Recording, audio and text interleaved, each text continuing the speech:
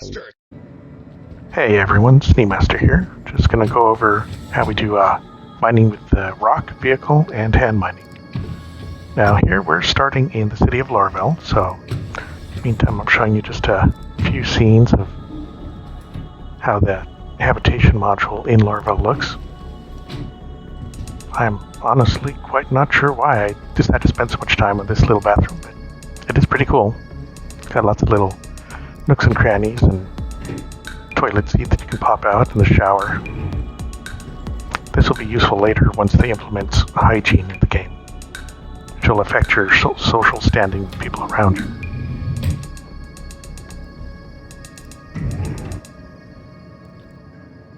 Aha, finally got the toilet seat open.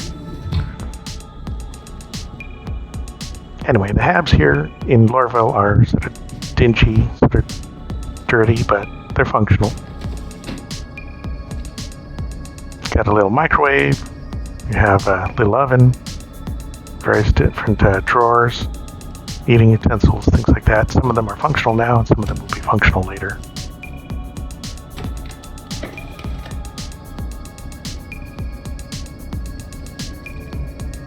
There's a weapons locker over there. And a coffee maker, which I forgot to put a coffee mug underneath.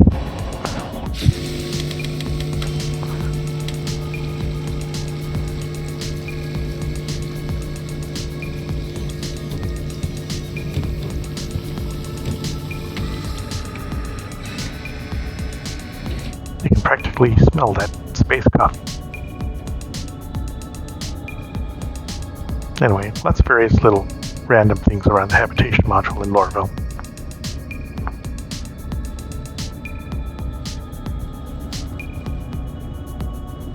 I hope it smells better than it looks.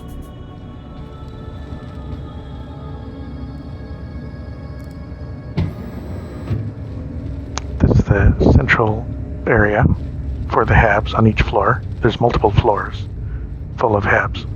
You can see some of the city out there through the dirty windows. There's generally 2 floors for each level, I guess you could call it. We're level 2 here.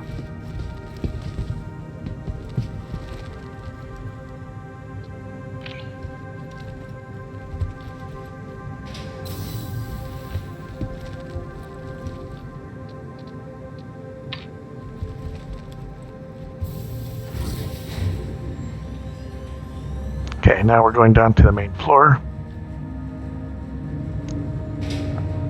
And I'm going to show you how to pick up your own ROC, the ROC vehicle, and then how to load it in, how to mine with it, and how to do a bit of hand mining as well. The polluted view of Lorville. You'll notice some people have sort of like plastic bags over their heads, which sort of filter the air a bit because it's sort of polluted on this planet of Hurston. New Deal Shipyard for exciting deals on all your favorite brands. So here we're heading to the spaceport. There's the convenient site map. We're going to the Metro Center. Metro Center transfers to the perimeter, spaceport, and industry. And we're going to go to the spaceport line. My fancy leather suit.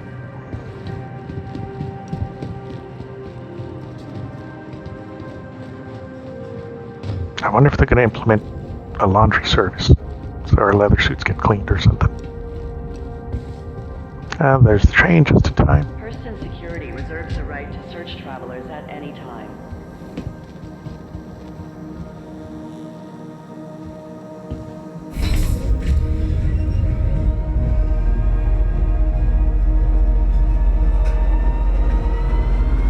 Next stop, Metro Center. I'm going to accelerate a few parts of the video so we don't spend like 5 hours going over everything. Feels like I'm the Flash from DC Comics. Anyway, we're going to go to the New Deal.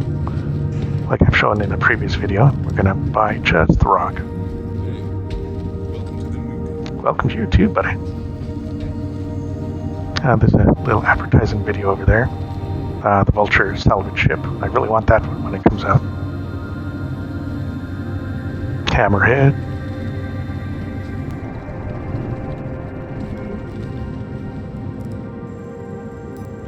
Alright, so now we're going to go find the ROC, which, of course, at first I couldn't remember the company, but it's Great Cat Industrial. 172,000. Not cheap, but not super expensive.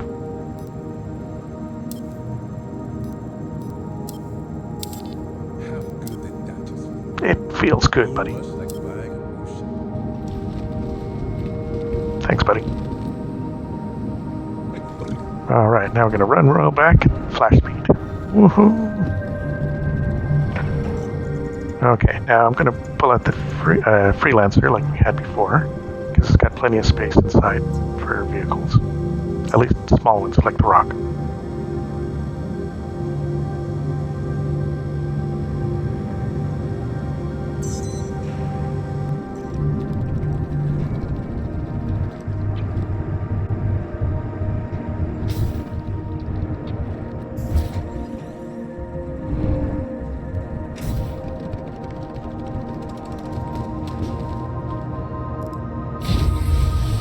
So the ROC is not in the ship right now.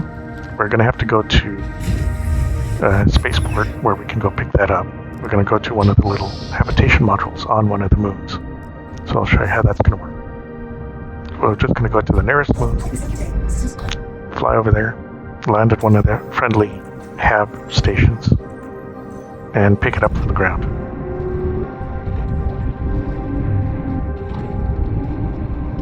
And of course some accelerating speed on all of this.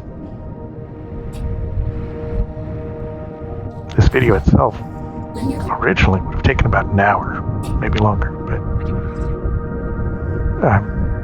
thankfully speeding it up. The Freelancer's a nice ship.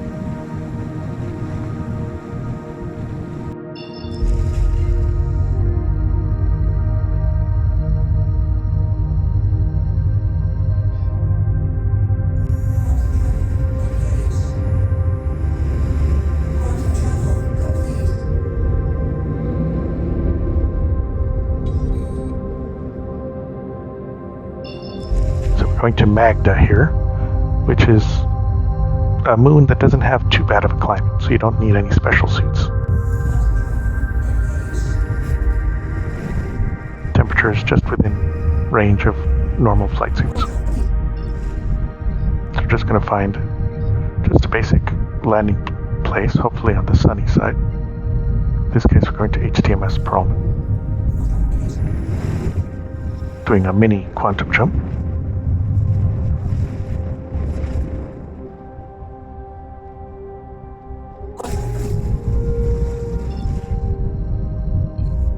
Normally they pop you out about 20 kilometers away, so it takes a little while to fly in. So I'm trying to accelerate the video as much as possible here.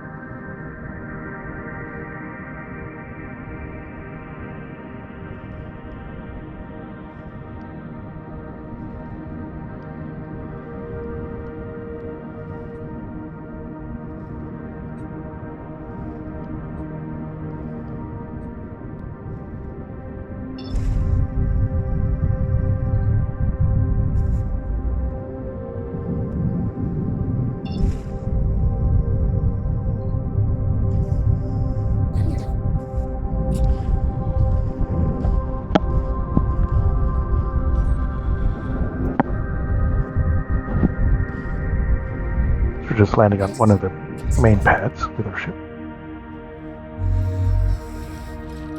And we are going to go to the building that has the blue lights on it. And we're going to open up our rear bay first.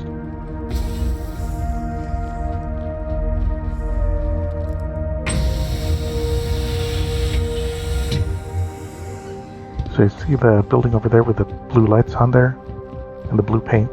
That's the building where you can request small ground vehicles, even large ground vehicles, and sometimes small flying vehicles too. Cover vehicles, everything like that.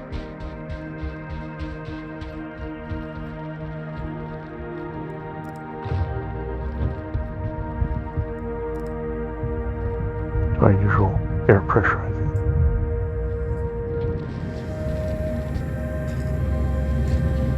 It's a nice little house.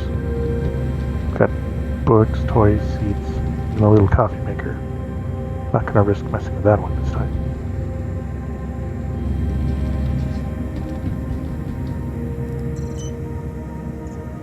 There's the Grey Cat ROC. Gonna go request it.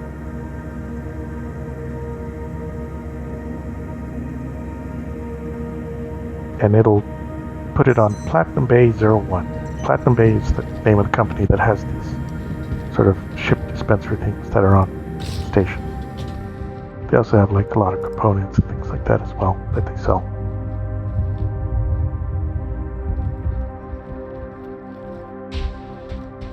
So there's the Grey Cat ROC, 4-wheeled, all-terrain vehicle, one big laser weapon, and it has a cargo component in the back for about, I think it's 800 SU. It's got one seat. There is the DS version that has 2 seats, one inside and one for manually running the laser. We're not going to discuss that today. Now this ship, this great vehicle, has its own little radar and scanning system.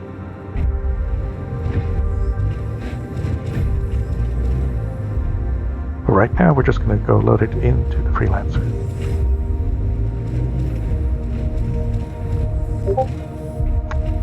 We can fit it into Freelancers, Nomads, Cutlass Blacks, let's see, Mercury Star Runners, and Constellation series ships. There's a few more eventually, but those are the main ones, as well as some of the real large cargo ships. Now, because I parked front ways in, I won't be able to move around to the side to close the door from the inside. If you notice, there's no space there. So I'm going to have to get into the front from the pilot seat, and we will close the exterior from the pilot seat itself.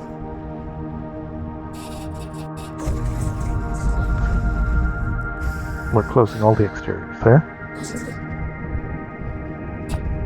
And now, if you happen to go into warm or really cold climates, the ROC doesn't protect you from stuff, so you're going to need special suits. This is a suit for very hot climates that'll keep you cool.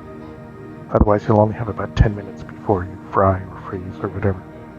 So I picked one up at Tammany and Salts in Lorville.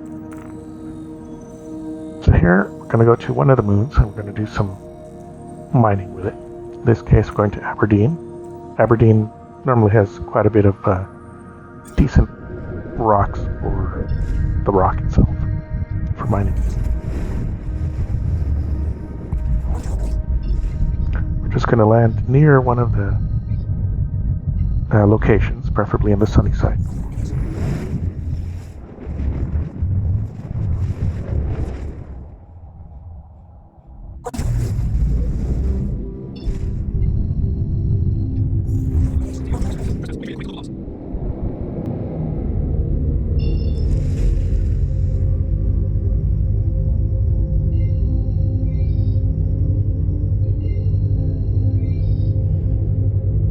Alright, I'm trying to find a good spot to land at.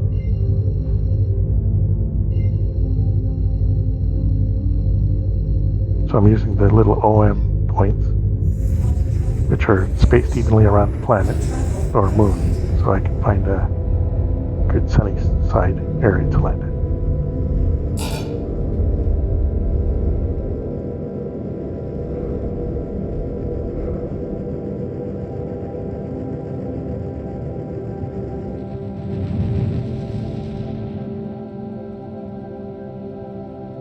Yeah, Aberdeen and Ariel are both pretty hot planets, or moons in this case, so that's where we're going to be using the that heat protection suit.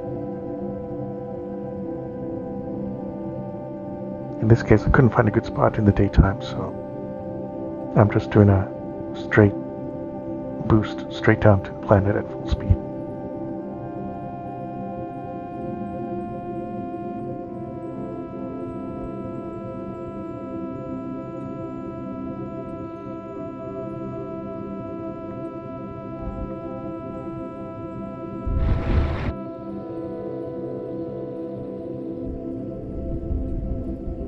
It takes a while landing manually like this.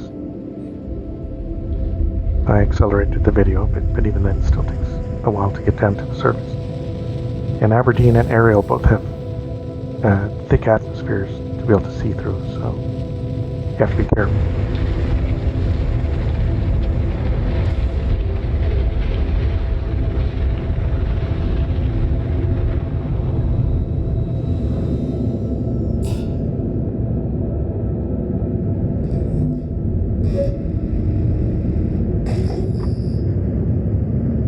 Here I'm scanning for rocks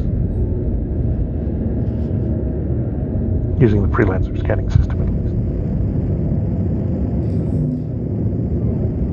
Now, the larger rocks, which are normally for prospectors, you can see from quite a bit of distance, but the little tiny rocks sometimes you have to scan real close by, do like a short range scan, or just fly manually all over the area until something pops up nearby.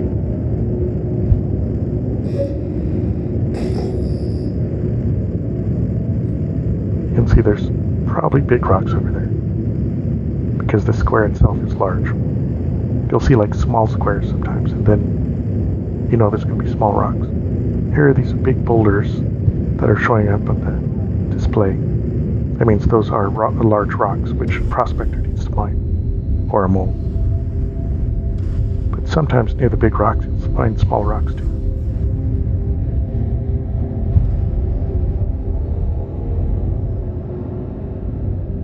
It can take a little while searching until we find the right thing.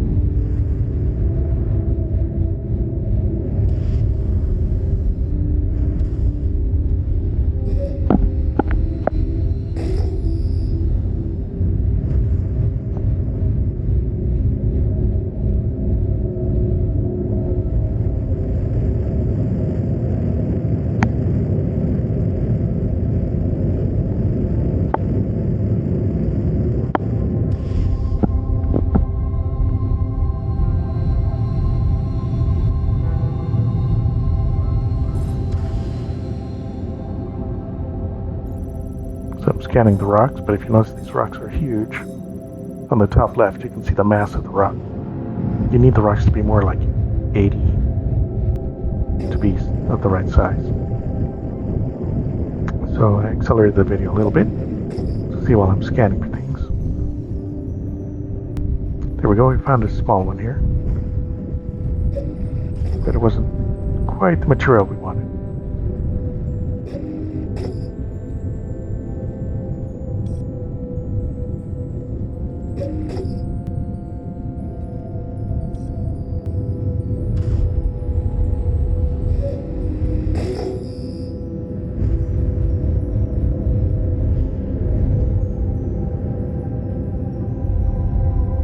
There we go. Little diamond symbols are what you're looking for. Gems, pretty much.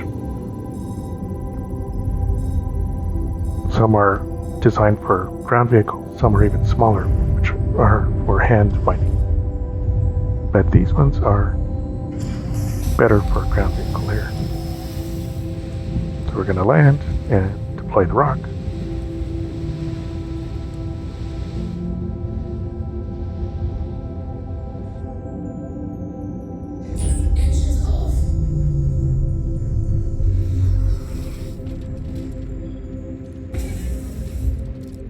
Key thing to remember is you probably want to open the outer doors. You can't do it from the inside because it's blocked, so you're going to open the exterior from the front seat. You can also get out the side door if you want to open it like that as well.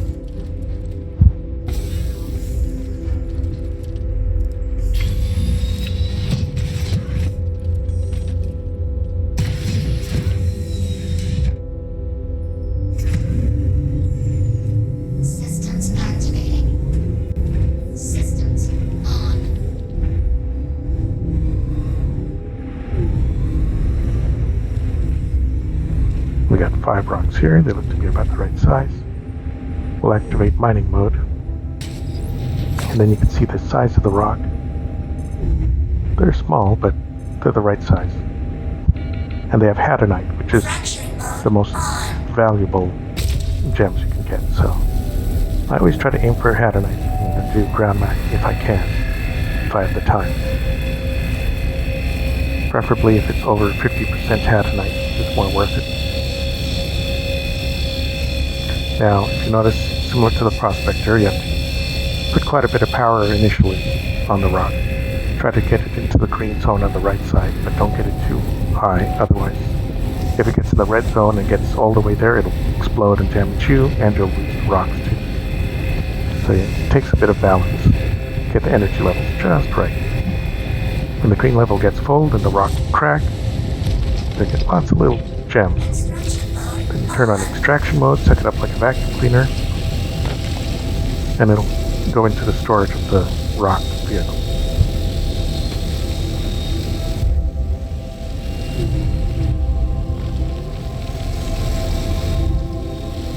Sometimes the gems like to bounce around a bit when you're picking them up. So occasionally you have to move backwards to pick them up.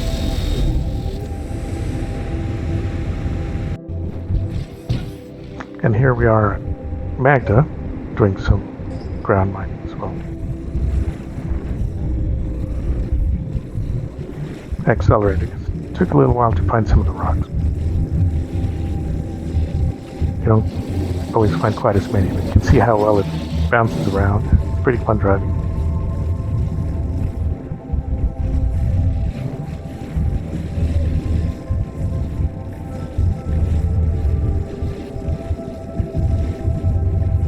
Sort of like the Dukes of Hazzard. Keep on expecting Boss Hog or something to chase him. There we go, so there's some gems over there.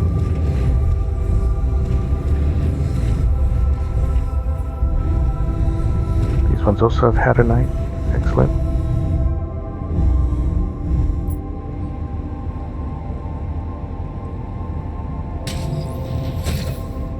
Going into mining mode, if you notice the arm moves the way your mouse moves.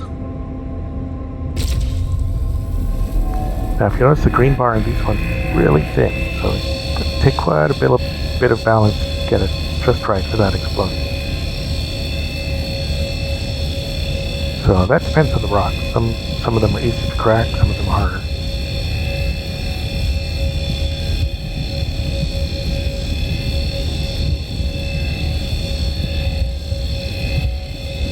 Okay, now we're in the green zone. I'm going to lower the power a little bit so it doesn't go into the red. You notice this one's very unstable, so I turn off the power whenever it hits the red, then charge it up again.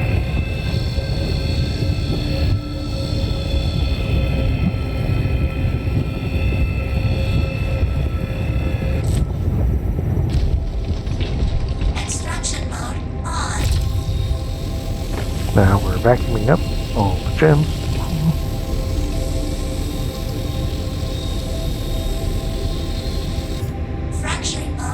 And we're going to do the same to the other rocks.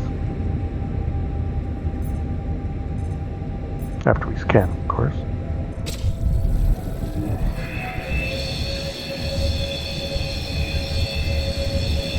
I'm accelerating the video a little bit here, so you guys don't get too bored.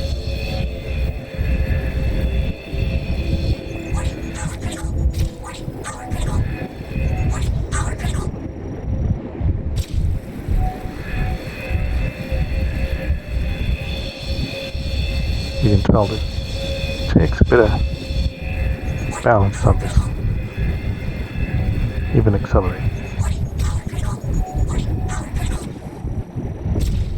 There we go. Sometimes if it gets in red, it'll fracture, but it'll throw the gems like all over the place, so you have to go chase them down.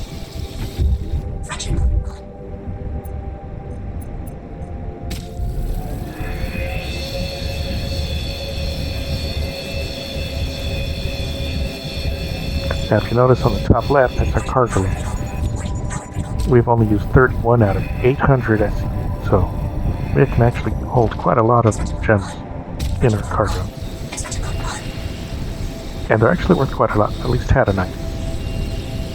So sometimes it's almost more worth it than even mining with a prospector.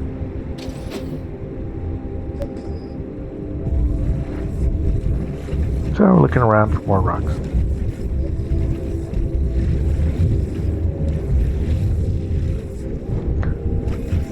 Vehicle's pretty good at moving around, doesn't fall over anymore as much as it used to. Now, here's some tricky little rocks I ran into. If you notice, these ones look a little bit smaller than the others. It's not easy, and they got dolomite, which is worth a little bit less, but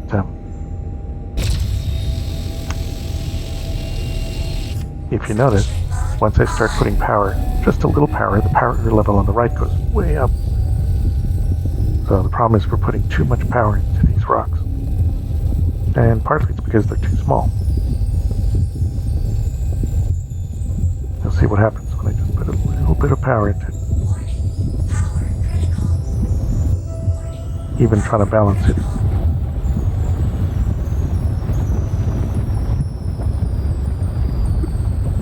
Even though the power bar on the left is very low, it's still putting a huge amount of power in here.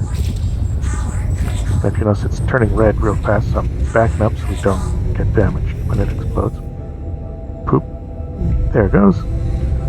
It exploded, and pretty much all the gems that are just disappeared on it. So I tried finding some, and nope, they're gone. That's what happens when you overcharge them. This is where I realized, oh, they're a little too small for a rock, so we're going to have to do some hand mining on this stuff.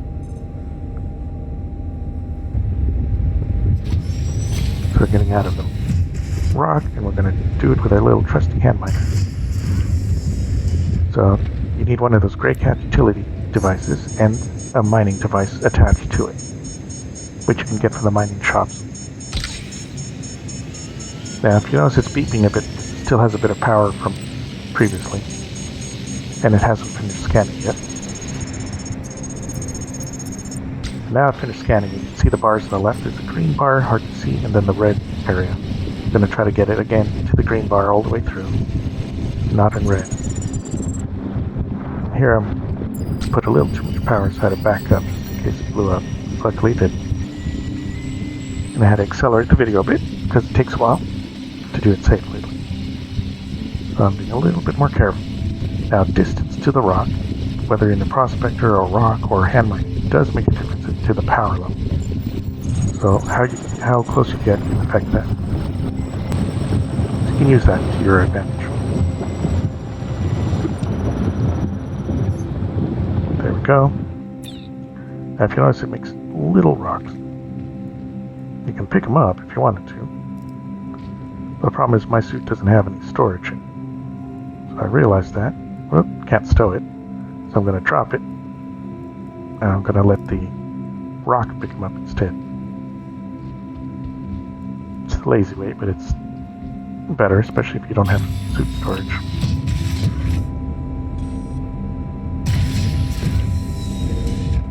That's why it's always handy to have be wearing a suit with like a backpack or something like that, where you can put lots of these minobles.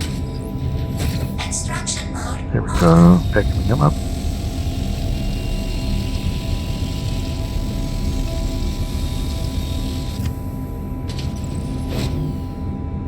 And if you notice now it's getting dark. Now, in comparison to one of the big old prospector or mole rocks, here I'll show you what it looks like right next to one. And here's the light. I don't know why the light aims upwards and not forwards, but that might be a bug. Anyway, look how large that boulder is compared to the size of the rock.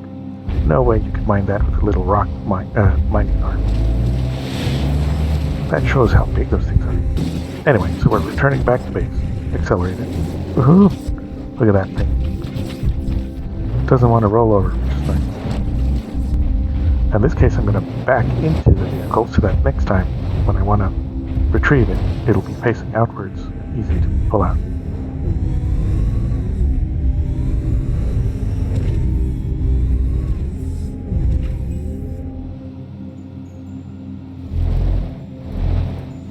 Takes a little bit of finagling to do it right, though. And that light shining in her eyes doesn't help.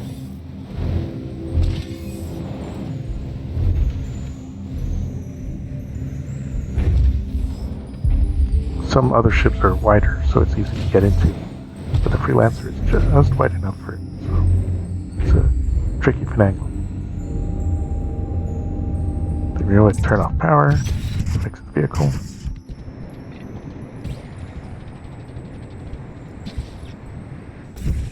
And now I'm going to show you how we sell these things. We're going to go back to a trading facility on one of the big planets, on one of the big cities. That's best where you can sell some of the Hadanite, for example.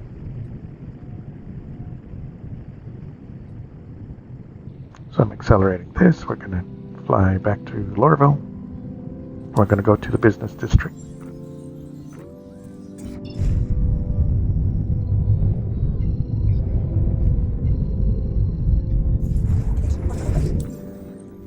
You notice we had to get in the right position so we could even lock the planet in place. Sometimes it's physically blocked, or like something in the way it won't let you lock onto with the quantum device. There we go, looking for Lorville. Looking for Lorville, that'll make a great movie name.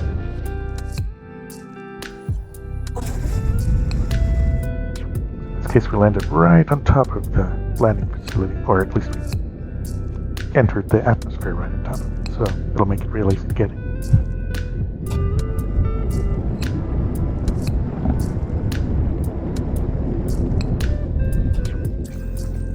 We're requesting landing. And there's their marker.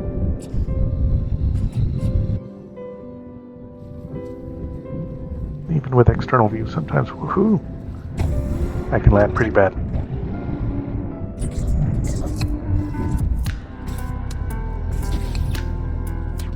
So we're going to stow the ship so that it doesn't get a fine or anything.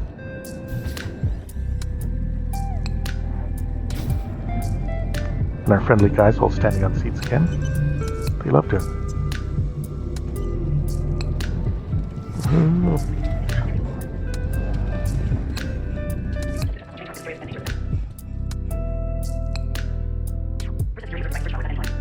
And we're waiting for the train to arrive.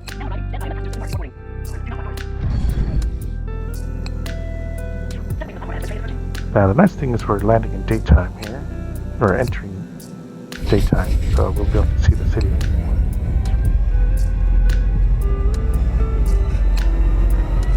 You can see the train actually goes around corners and things like that. It's pretty cool.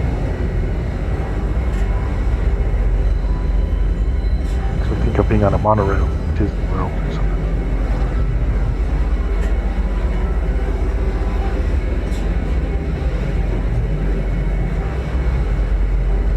We're going into the big building. At the very bottom of it is where their business district is.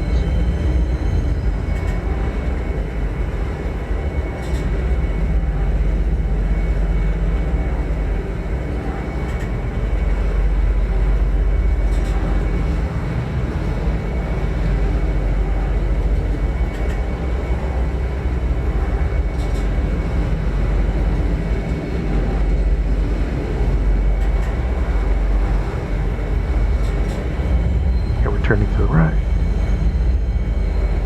Eventually we'll be able to enter all those buildings, or at least see them better, the interiors, but right now they're all blocked out. There's nothing inside of it.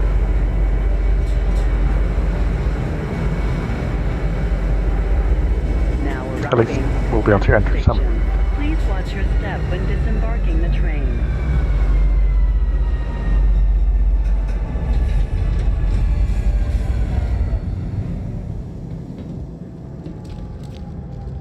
See the other train leaving.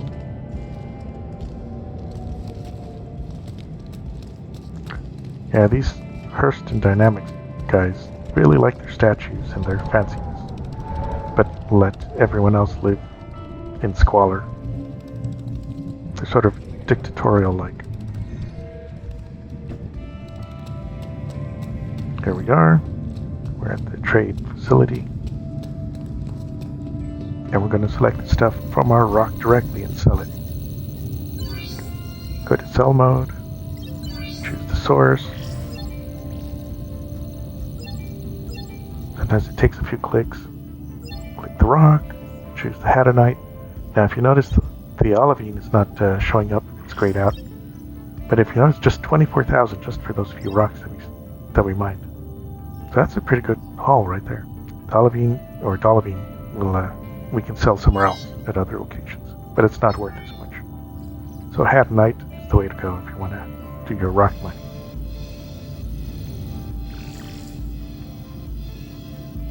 You can also sell stuff from your backpack if you happen to like pick up rocks by hand and put it in your backpack. You can sell it right there too, especially Hadanite. There's somebody else selling stuff with a big gun in his back. Now here's one of the Hurstons works up here. Sort of a weirdo, but and normally he's busy, so he doesn't talk to you unless he's got a mission for you. And here's all the different fancy Hurstons where the moons were named after.